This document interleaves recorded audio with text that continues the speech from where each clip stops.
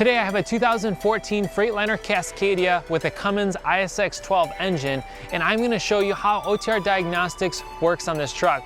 We're going to go ahead and check the fault codes, we're going to check live data, and we're also going to start a forced DPF regen. So let's get started. You're going to want to plug in the adapter into the 9-pin diagnostic port, and you're going to want to make sure that the vehicle is running.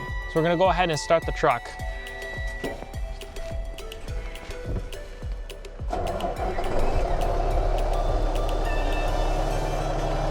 Once you started the truck, we're going to want to make sure that the adapter is paired to our phone, so we're just going to go into the Bluetooth settings and just make sure that it is connected.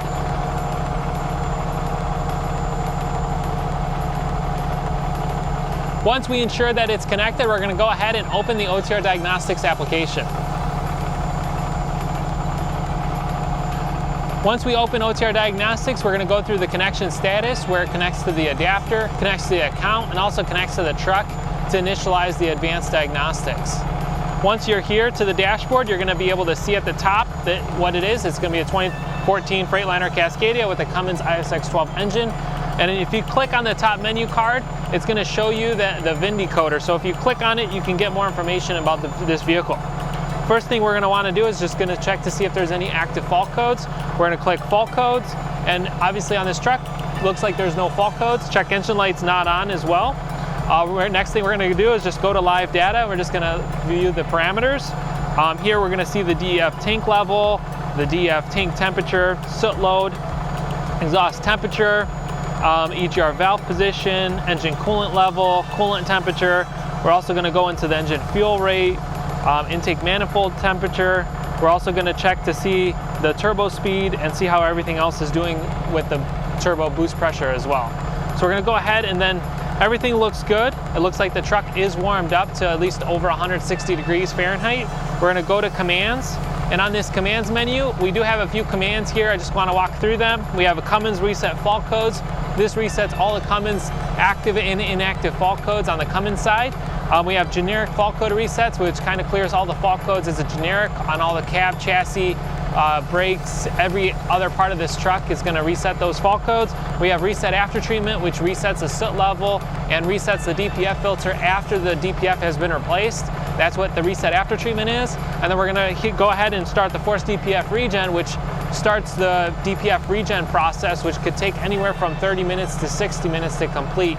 And this process is just going to remove all the soot from the DPF, and we're going to go ahead and start that process. Once we click on the play button, we want to confirm that we want to do this, and then we're just going to read a few prompts. It just tells us that the RPM is going to increase, and it's going to take more than 60 minutes to complete. Once we click continue, the last step is just to make sure that the vehicle is in neutral, the parking brake is set, and make sure that the engine brake is turned off. Once we do this, we're just going to hit the start button, and the regen is going to start anywhere from about 30 seconds to 60 seconds. And you'll start to hear the RPM increase after the regen starts. Once the regen starts, the exhaust temperature is going to increase, so it starts putting fuel into the DPF and DOC filter to increase the temperatures to start burning up the soot. Now, you want to do a forced DPF regen depending on your driving conditions. So if you're hauling over the road, or if you're light loads, depending on your driving conditions, you might want to do a forced regen every 2 to 3 weeks to every month to every 2 months, just depending on your needs. Now, once the forced DPF regen is started, on this dashboard, you're going to see a high exhaust temperature light come on. Now, once you see this high exhaust temperature light come on, it will even stay on after the regen completes to ensure that the exhaust system cools down once the regen completes. So you want to leave the truck running for at least 10 to 15 minutes because that hot exhaust temperature light will still be on the dash. We're going to go ahead and just jump inside of it just to check that out.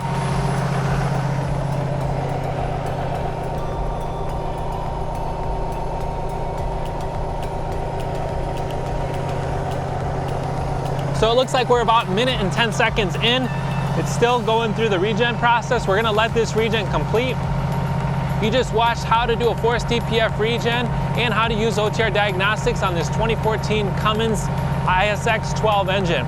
If you'd like to learn more about it, you can visit us at OTRPerformance.com for more information. Thank you for checking us out.